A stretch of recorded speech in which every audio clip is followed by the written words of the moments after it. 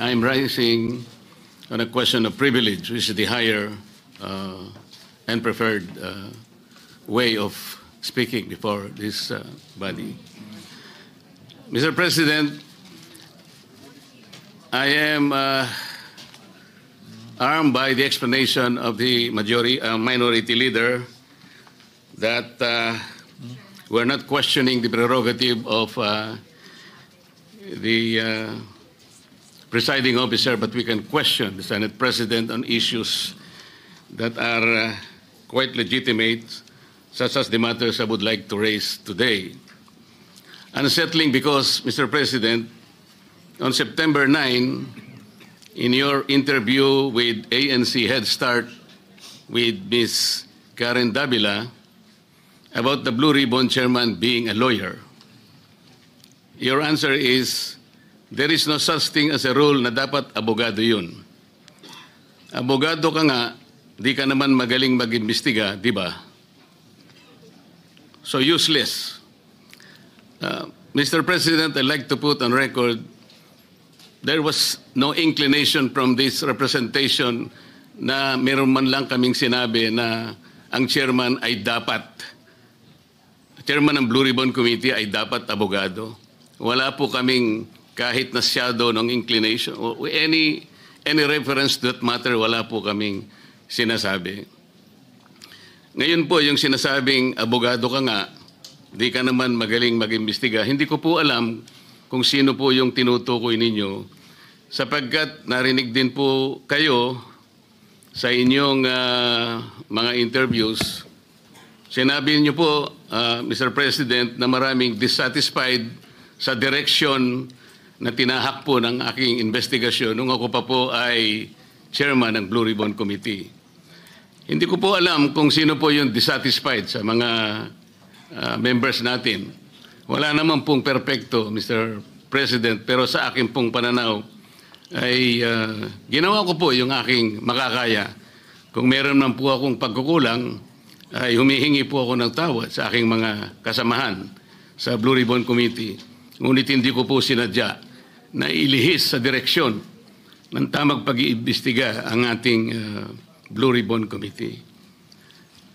Noong September 10 po, 2025, ang programa pong Sa Totoo Lang, sa 1PH, nandun po yata si Job Francisco, Chicky Berhel, Cheryl Cosim. Ang sabi po ninyo, with reference to the affidavit of the Discayas, may suspetsa kami na inedit yung affidavit. Mr. President, ito po ay indirect affront to the integrity of this representation. Yung lamang pong pagsuspetsahan niyo na inedit yung affidavit, paano kayo nagsuspetsa? Ano po ang ginamit ninyong batayan at pagsususpetsahan ninyo na maring inedit yung affidavit? Ako po bilang chairman ng Blue Ribbon Committee, nagpakaingat-ingat po ako nung sila po ay sa pamamagitan ng kanilang mga taga-lapit, ay minabuti ko pong hingin sa kanila. Sumulat sila sa akin para malaman ko kung talagang meron silang kagustuhang magpahayag ng kanilang saloobin tungkol sa dinidinig natin sa Blue Ribbon. At gusto kong masatisfy ang sarili ko, Mr. President, kung totoo nga at kung bakit nila gagawin. So nakareceive po ako ng sulat sa kanila, handwritten. At nung malaman ko po na talagang galing sa kanila ang pagpapahayag na voluntaryo, sinabi ko, sige, gawin ninyo. At kinakailangan, bago nyo ibigay sa akin, notaryado na yun. At yun pong affidavit na yun, o subscribe sworn statement, Mr. President, ay naibigay sa akin, araw na po, maggagabi na po ng araw ng linggo, in a sealed envelope. At kung sinasabi po ninyo na ang SOP ay dapat na ibigay sa mga miyembro ng ating Blue Ribbon, wala na pong pagkakataon sapagkat sa umaga po, alas 9, ay magsisimula na po ang Blue Ribbon Committee. Noong September 14 po sa Twitter ninyo, meron po kayong binanggit at ito po ang nakasulat. Very devious. Wala pang hearing ang Blue Ribbon ni Ping Lacson. Gusto ng ilang magpalitan agad. What are they so afraid of? Bakit minamadali WPP agad ito? Ano bang nangyari? Malalaman natin sa Blue Ribbon kay Senator Lacson. Meron siyang investigasyon ginagawa tungkol dyan. Ano po ba yung pinanggalingan ng mga salitang yun, Mr. President? Sino po yung natatakot? Sino po yung nagmamadali?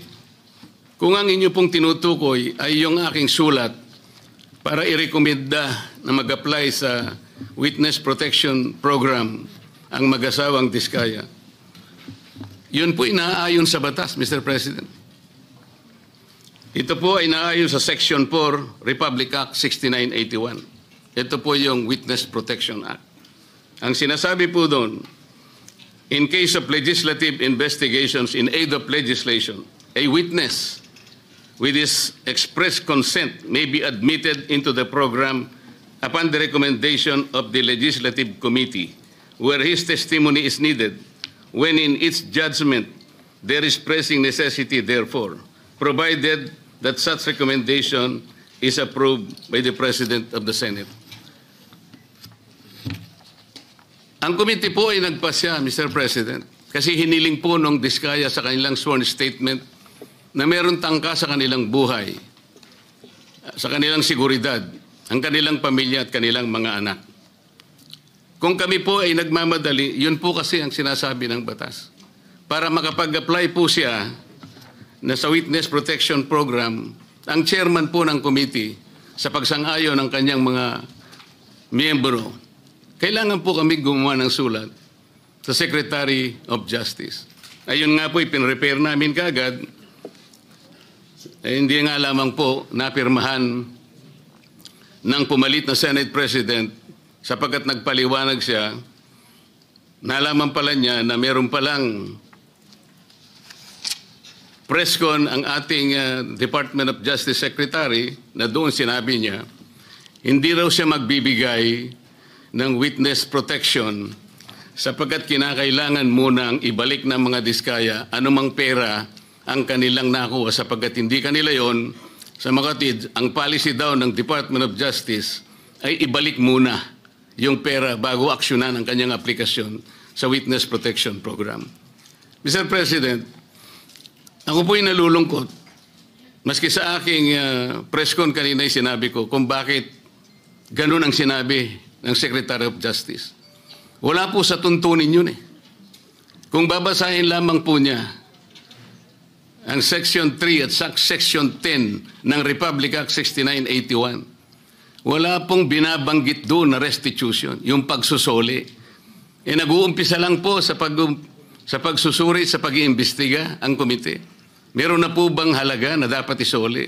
Na-determine na po ba yun? Meron na po bang ruling na kung ano kung sino at gaano ang isosoli ng kung sino man ang may kasalanan? Meron na po bang ganun? Wala po eh.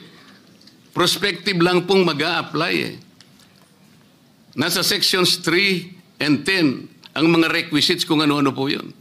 Mga 10 requisites po yun. Yung restitution, wala po ron eh.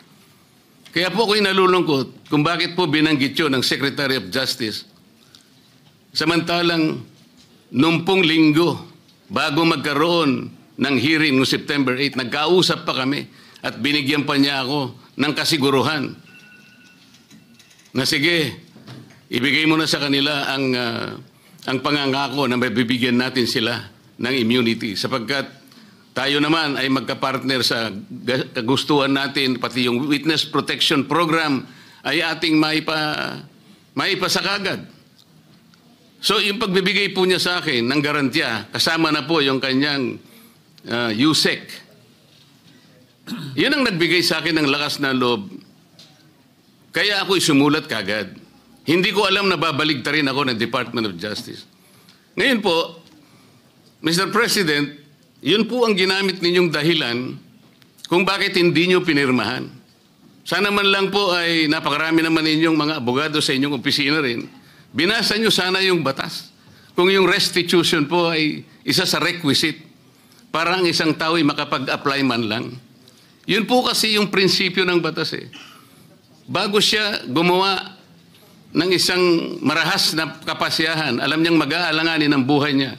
Magsasabi siya, nung inaakala niyang maaring makapaglagay sa panganib ng kanyang buhay, kailangan nga bigyan natin din siya ng protection. Yun po yung batas eh. Hindi ko nga po alam kung bakit sasabihin ninyo, bakit may pagmamadali? Dito pa nga po sa sinabi ninyo noong September 13, Mr. President. Ang reading ko, sabi po nyo, camouflage lang yun eh. To put me and the leadership of the Senate under the gun. Kunwari, merong naiinis sila. Kung bakit ko pinirmahan, kung bakit hindi ko pinirmang sulat sa DOJ. Baka may commitment sila to someone, to some people. Is there a commitment somewhere? Baka merong nakiusap na pwede silang ipasok sa Witness Protection Program. Lahat po ng ganitong mga pagsususpetsa is a direct affront to the integrity of this representation, Mr. President. As a member of the Senate, bakit po kinakailangan magkaroon tayo ng ganitong pahayag sa publiko na walang basihan ni katitingman? Ito po yung nakakalungkot. Noong September 10, sa bilyonaryo interview with Ms. Corina Sanchez, ang tanong po ni Ms. Corina, Bryce Hernandez natatakot daw po siyang bumalik sa Senado. May basihan po ba ang kanyang pangamba? Yun po yung tanong niya sa ating Senate President. Ang sagot po ng ating Senate President, sabi niya sa House. Makatwid, parang kinonfirm niya. Ang nangyari, yung mga congressmen nag-request na kung pwede daw, huwag ibalik sa Senate dahil meron daw siyang binabanggit na mga senador. So ang ginawa naman ng mga congressmen, nakiusap kay Speaker, si Speaker tinanong sa akin, dahil ang sinasabi raw kung pwede mo nang i-retain. Sabi ko, hindi pwede dahil sa legal custody namin yan eh. Dahil mayroong contempt dyan sa Senado. Nakikiusap sila kung pwede na wag sa Senate mismo, hindi naman i-retain sa House. Ang umandar sa akin, siyempre, yung tinatawag na parliamentary courtesy. Kasi meron silang nakakontempt doon, yung si Mendoza, gusto rin naman namin kunin yun. Alam ko later, iimbitahan namin yun. So ang nangyayari po, Mr. President, kaya ba dinidiscredit, kaya ba pinagsususpetsahan yung Diskaya, sworn affidavit, sapagkat may binanggit siyang 17 congressmen? Yun po ba ang dahilan? Bakit naman po nung siya, yung Hernandez ay nag-testify sa House, bakit kagyat nating pinakinggan naman ang kanyang katwiran? Dahil may binanggit naman siya, di umano, na may kasalanan na dalawang kasama natin dito.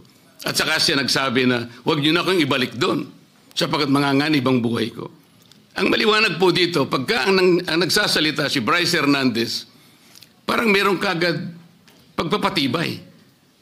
Parang pinaniwalaan na natin na maaaring manganganib ang buhay niya sapagkat meron siyang binanggit na dalawang kasama natin. Paano yung buhay ng Diskaya na inimbitahan nila doon? Na binigyan na, bigla na lang nating, wala man lang tayong aksyon. Samantalang 17 congressmen ang binanggit niya. Hindi nyo ba naisip, manganganib din ang buhay niya? Pero walang nagsalita dito sa atin. Yun po yung aking nakikita. Huwag po tayong mag-aaway-away. Ang ating pong hinahanap ay katotohanan lang. Pero kung ganito po ang gagawin natin, manggagaling po sa ating Senate President, magpapalipad po kayo ng salita na kami po ay wala namang kinalaman. Lalong-lalo na po ang representasyong ito. Kahit minsan wala po akong sinabihan na mas magaling po ako. Wala po akong sinabing ganun. Ang sinabi ko lang, ang pagkakaiba po ng investigasyon ng Senate Blue Ribbon Committee is in aid of legislation.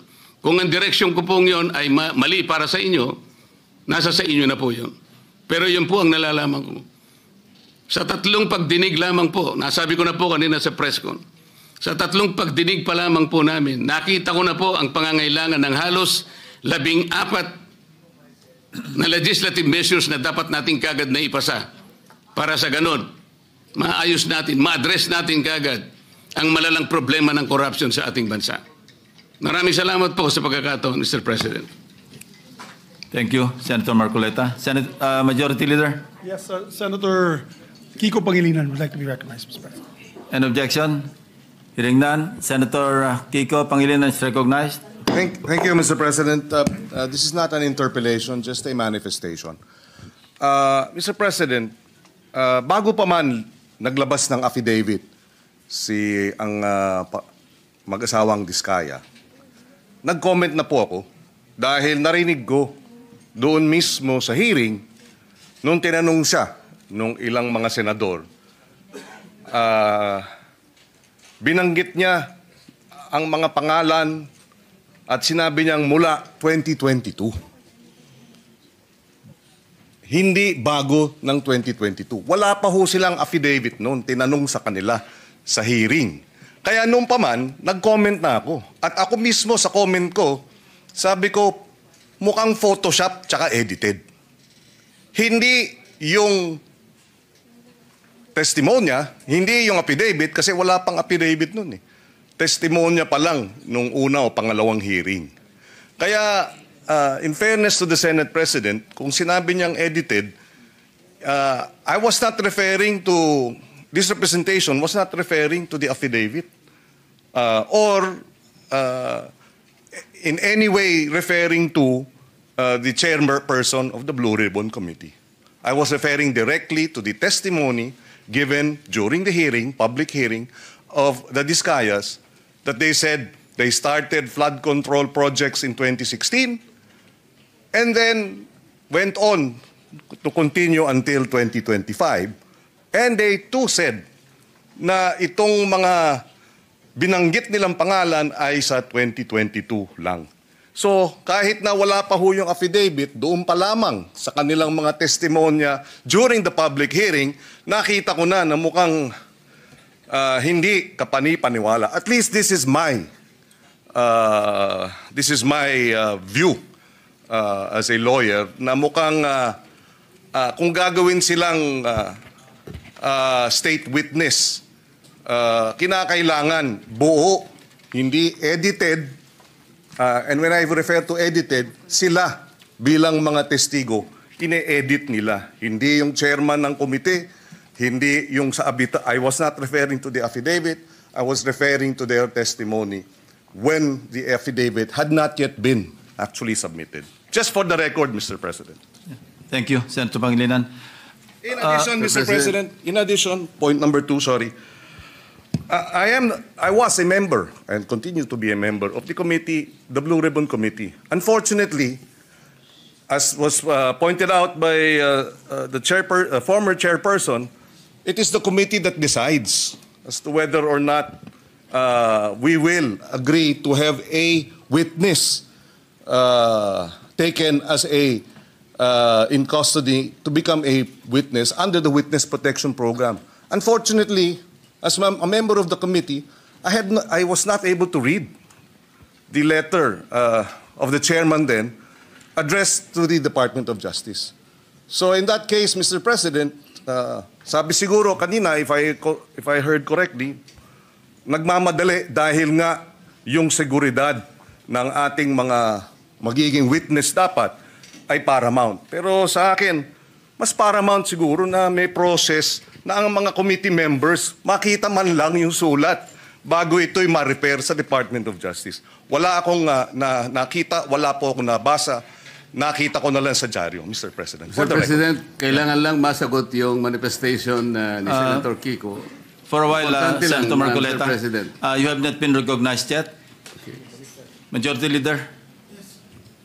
Yes, Mr. President, we'd like to recognize. He may be allowed, if with the permission of the Senate President, let him allow him to answer, or at least reply to the manifestation of Senator Kiko Pangilinan, and then after we'll recognize our Senate President for his interpellation. Thank you. Thank you, Senator, Mr. President. Wait for a while. Senator Marcoleta is recognized. Thank you. Maalala po natin, Mr. President, na nung pangalawang hearing po ng Blue Ribbon Committee, doon po namin finload yung idea na kung nais po ng mga resource persons, particularly po yung mga 15 contractors na naimbita sa ating Blue Ribbon, kung gusto ninyo na magsalita kayo, come into the open, pinload po namin sa second hearing yon. Makakatulong po kayo sa Estado, lalong-lalo na po kung magbabanggit kayo ng mga taong alam ninyo na mas malaki kaysa sa inyo kung bakit nangyari ang matinding korupsyon sa ating bansa. So pinupload po natin yung idea na maaari silang mag-apply under the Witness Protection Program.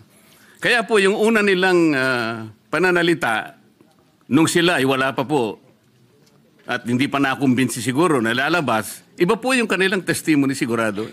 Ngunit nung malaman nila na may pagkaseryoso naman po yung offer namin, na kung makakatulong po kayo, magsabi na kayo ng totoo, baka po, sabi namin, yung criminal prosecution, madidispense na yon, pinaka most likely siguro, pagdating ng araw, civil liability na lang ang haharapin ninyo. Meron po akong paniwala na pinag-isipan nilang mabuti yon, kaya lumabas yung mag-asawa na yon. Nung lumabas sila, natural, dahil sa magsasabi na sila ng totoo, lalabas po talaga kung anong gusto nilang sabihin. Maring taliwas po doon sa narinig na nauna na pahayag ni Senator Kiko. Sa mga tweet, hindi po pwedeng pagbasihan yung nauna nilang pagsagot sapagkat hindi pa sila nakapagpasya na kanilang sasabihin na kung anong nalalaman nilang totoo sa kanilang kalooban. Yun po yung totoong nangyari ron. Kaya hindi po ako naniniwala nang dahil lamang doon sa maaring hindi pareho nung una yung kanyang testimony at doon niya na sinabi yung buong katotohanan ay maaring edited o maaring may pagbabago o hindi pwedeng pagbasihan. Sa aking palagay po, ang pinag-uusapan natin, ano man yung kanilang sinumite, wala pong karapatan ang sino man sa atin na husgahan yun eh. Yun po yung kanilang nalalaman eh. Pagdating po ng araw, ang korte na po ang gagamit doon. Kung sakasakaling matapos po yung investigasyon na ito, nagkaroon po ng committee report at sinumiti po at ang rekomendasyon po ay ipagsakda lahat ang mga tao may kinalaman dito. Yun pong mga ganong klaseng dokumento ay pupunta rin sa korte eh. And in the final analysis, only the court can determine yung veracity o yung kawalang katwiran, kung meron man, ng mga naunang pahayag. Yun po yung gusto naming mapansin, Mr. President. Salamat po. Thank you, Senator Marcoleta. The Senate President is recognized. Thank you, Mr. President. Thank you, Mr. President. Well, I decided to go down from the rostrum so that I can either answer or debate with any or with any interpellations from our colleagues. No? But let me just try to explain some of the points that were raised that, to me, and that is my opinion, inaccurate yung mga intindi or inaccurate yung perception in these interviews that the media has been conducting with me. Ang totoo nga yan, dami ko pa nga iniiwasan na interview eh. Kukunti pa nga yun eh. Pero whenever I am asked, I come out with my opinion. You don't like my opinion, but you have to respect it. In much the same way as I respect your opinion, whatever it is. No, but when it comes to the issue of legal, there are rules to follow. So let me start with what the minority leader said as far as the Blue Ribbon Committee is concerned and the order. Malinaw sa rules natin eh. A witness cited in contempt may be ordered by detained in such a place as may be designated by the committee alone or andun yung or with the concurrence of the Senate President by either A, one detention order, So it's the Senate President has the power to do that. Ngayon,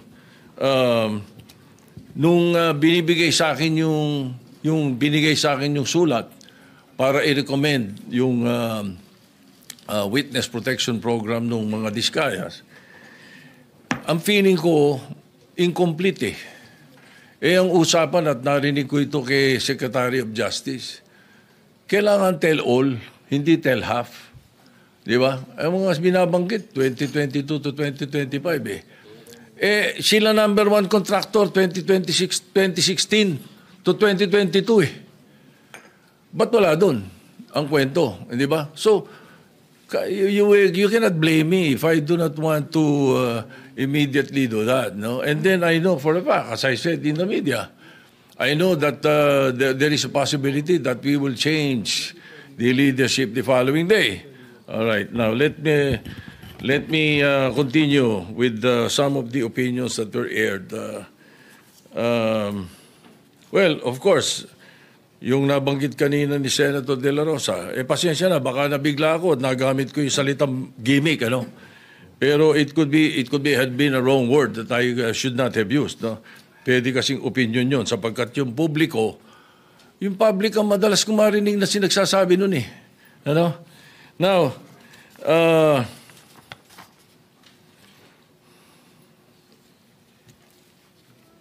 as far as I'm concerned, there's nothing illegal or out of the rules that we have done. My opinion, as aired, kung hindi nyo nagustuhan, pagpasensya nyo ako. Kung hindi nyo nagustuhan yung mga sinabi ko, na opinion ko. Pero I never mentioned names. When I said, baka na-edit, tama yung sinabi ni Senator Pangilinan. Iba yung thinking eh. Bakit iisipin nyo kagad na pinapa-edit ko yung affidavit? Hindi ba? Hindi eh. So, and when I say those things, you should not feel alluded to. Wala naman akong binanggit na pangalan eh. Di ba? And then yung tinatanong, binanggit yung tungkol sa the Blue Ribbon being a lawyer, does not have anything to do with Senator Marcoleta. It was a question by the public. It was a question even by Secretary Claire Castro or Attorney Claire Castro. The question was, di ba kailangan abogado yun? So that was asked of me. And I said, no. Nothing in the rules says so. Wala naman talaga eh. As a matter of fact, we elected Sani Alvarez as Blue Ribbon Chairman for 2 years. And he is not a lawyer. Binagdebatihan na namin nila Neptali Gonzales yan, tsaka nila Ernie Maceda yan, matagal na. Ano? No. He's never a lawyer. Sani Alvarez was not a lawyer. Oh, we even debated about it. No, I am very sure, 100%. Oh. Anyway, so again, no? Wala akong binabanggit ng ganun. You should not feel alluded to when I say na ang mga... Kasi, at tinatanong nila, hindi naman daw abogado Senator Lacson. Magaling na investigador eh. Di ba? Talo niya ng karaniwang abogado. Hindi ko sinabi, si Senator Marcoleta, abogado na yun o sino pang abogado. I never mentioned any name. I was saying, napakadaming abogado sa Pilipinas, libo-libo. So a lawyer who was not well-versed in investigation, mas gusto ko na yung investigador. That was my point. Ano ba? Why will you feel alluded to, Mr. President, if I did not mention your name? Di ba? Now,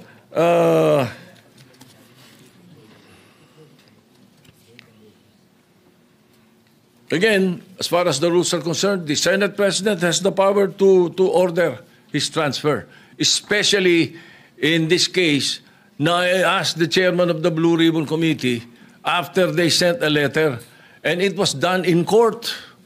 It was done in the RTC 112 this morning. That was where the letter was transmitted to Attorney Valentina of the Senate Legal, who was representing the Senate in the hearing of the writ of amparo. Yun ang istorya nun. So the request was go back to the Senate. Ay sabi ko maganda if that is your request because that is precisely what the members of the minority wanted. Hindi ba? So no question. O ba't may question ngayon? nalilipat natin, binalik natin sa Senate custody. Ano? And then also, to be fair to the OSAHA, ano, every day, they monitor wherever that person is. Kahit na nung dinala natin yung si Colonel something sa Muntinlupa, mayroon tayong sa Pasay City Jail, si Balad ba yun? You don't need to have an OSAA there the whole day, 24 hours. It's not necessary. The important thing is it's under the custody of a legal custody. Yun ang importante ron. So hindi kailangan nakabantay OSAA doon. Now, if you want to change the rules, then you propose some amendment to the rules na gusto niyo, OSAA nakabantay kahit saan natin ilagay. Alright? Now, maraming nabanggit kaya isa-isa natin to. Pasensya na kayo. Ang Witness Protection Program, ano, ang pagkakaalam ko, magkakaroon ng immunity from criminal prosecution. So, kung natatakot sila sa kanilang security, bilyon-bilyon ng pera nila Ang dami nilang pwedeng bayaran pa security guard Kahit 1,000 security guard kaya nila Bakit kailangan ang gobyerno? Ay galit na ang mga tao dahil hindi nga natin malaman kung ilan yan, kung nangyari nga yan, kung sila nga yan, hindi po ba? Kaya we were just trying to be prudent. Konting konting hinay. Huwag yung sasabihin natin. Kaya sabi ko, ba't tayo nagmamadali? I'm not pertaining to any senator. Bakit, sana do not feel alluded to if I don't mention your name. Di ba? Oh, and then, state witness, there is no other direct evidence available for proper prosecution So, it is not applicable to the Discayas. At saka hindi rin pwede sapagkat ang pananaw ng karamihan, ang pananaw ng taong bayan, sila most guilty. Ang pwede sa Witness Protection Program, yun, not the most guilty. Ayun ang sinasabi ng batas. Anyway, as I said, the Senate President has the power to order the transfer. And if I have used a word that does not conform to your palate, then pagpasensyahan nyo. Pag ganun, bagkat karamihan ng binanggit ko, opinion ko. Kung ako ini-interview ng media, I always, as far as I'm concerned, tell the truth. Pag ang media kausap mo taong bayan Ganun yun. Kaya iniiwasan ko na hindi ako magsabi ng totoo. Kung opinion ko hiningi, binibigay ko opinion ko, hindi ko tinatago. So if you don't like my opinion, I'm sorry, Mr. President. But that's how it is. Thank you.